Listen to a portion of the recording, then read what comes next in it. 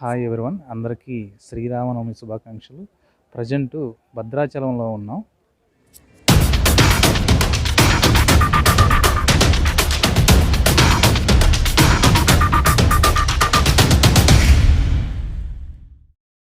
శ్రీరామనవమి రోజు మార్నింగ్ 4 o'clockకి చూడండి, జస్ట్ ఇప్పుడే బస్సు దిగాను, గుంటూరు నుంచి వచ్చాను.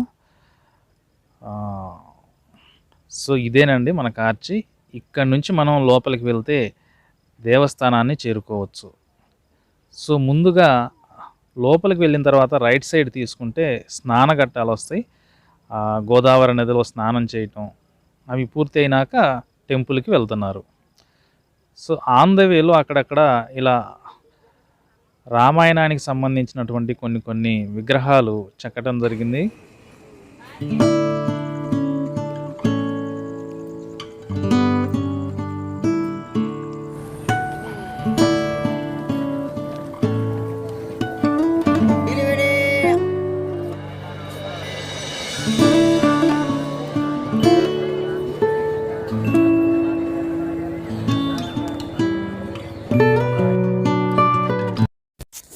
పవిత్రమైన గోదావరి నదిలో స్నానం చేయడానికి భక్తులు వేలాదిగా అక్కడే పడుకున్నారు. చాలామంది భక్తులు పడుకొని ఎర్లీ మార్నింగ్ లేచి స్నానాలకి వెళ్ళి స్నానం చేసి వెళ్ళిపోతున్నారు టెంపుల్స్కి.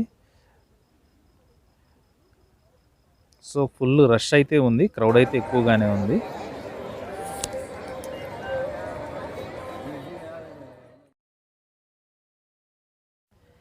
కేశఖండన చూడండి, ఇదేనండి. ఈ ప్లేస్లోనే మనం తలనీలాలు సమర్పించేటటువంటి ప్లేస్ ఇది. ఒక్కలకి 50 రూపాయల టికెట్.